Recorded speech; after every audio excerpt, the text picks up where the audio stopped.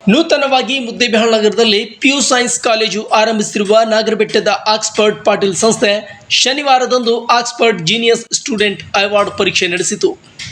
Oxford Patil ಸಂಸ್ಥೆ ಮುದ್ದೇಬಿಹಾಳ್ ವತಿಯಿಂದ ನಡೆದ ಈ ಪರೀಕ್ಷೆಯಲ್ಲಿ ವಿಜಯಪುರ ಜಿಲ್ಲೆಯ ಹಾಗೂ ರಾಜ್ಯದ ಹಲವೆಡೆಯಿಂದ ವಿದ್ಯಾರ್ಥಿಗಳು ಬಂದು ಪರೀಕ್ಷೆಗೆ ಹಾಜರಾಗಿದ್ದರು.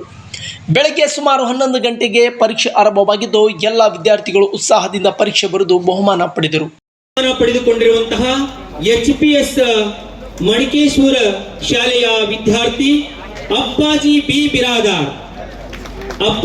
ಬಿರಾದಾರ್ ಈ ವಿದ್ಯಾರ್ಥಿ ಮೊದಲನೇ ಸ್ಥಾನವನ್ನ ಗಳಿಸಿಕೊಂಡಿದ್ದಾರೆ. ಆ ವಿದ್ಯಾರ್ಥಿಗೆ ಜೋರಾದ ಚಪ್ಪಾಳೆಯೊಂದಿಗೆ ಆತ ವೇದಿಕೆ ಮೇಲೆ ಬಂದು ಬಹುಮಾನವನ್ನು ಸ್ವೀಕರಿಸಬೇಕಾಗಿ ಕೇಳ್ಕೊಳ್ತಾ ಇದ್ದೇನೆ.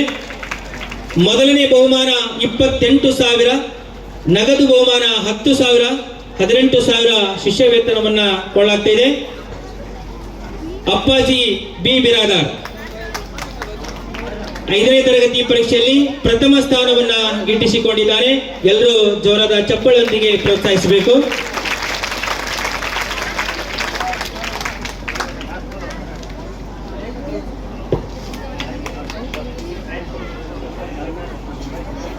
ಇನ್ನು ಮುದ್ದೇಬಿಹಾಳ್ ತಾಲೂಕಿನಷ್ಟೇ ಅಲ್ಲದೆ ಇತರ ಜಿಲ್ಲೆಯ ಪೋಷಕರು ತಮ್ಮ ಮಕ್ಕಳನ್ನು ಕರೆತಂದು ಪರೀಕ್ಷೆಗೆ ಹಾಜರುಪಡಿಸಿದ್ದರು. ಹೀಗೆ ಯಾದಗಿರಿ ಜಿಲ್ಲೆಯ ಹುಣಸಗಿ, ಸಿಂದಗಿ, ದಾವಣಗೆರೆ ಹೀಗೆ ರಾಜ್ಯದ ಹಲವೆಡೆಯಿಂದ ಬಂದ ವಿದ್ಯಾರ್ಥಿಗಳು ಜೀನಿಯಸ್ ಸ್ಟೂಡೆಂಟ್ ಅವಾರ್ಡ್ಗೆ ಪಾತ್ರರಾದರು. ಇನ್ನು 5, 6, 7, 10ನೇ ತರಗತಿಯ ವಿದ್ಯಾರ್ಥಿಗಳಿಗೆ ನಡೆದ ಈ ಜೀನಿಯಸ್ ಸ್ಟೂಡೆಂಟ್ ಅವಾರ್ಡ್ ಪರೀಕ್ಷೆಯಲ್ಲಿ ಪ್ರಥಮ, ದ್ವಿತೀಯ ಹಾಗೂ ತೃತೀಯ ನಗದು ಬಹುಮಾನ ನೀಡಿ ಮುದ್ದೇಬಿಹಾಳದ ಆಕ್ಸ್ಫರ್ಡ್ ಪಾಟೀಲ್ ಸಂಸ್ಥೆ ವಿದ್ಯಾರ್ಥಿಗಳಿಗೆ ಪ್ರೋತ್ಸಾಹಿಸಿತು.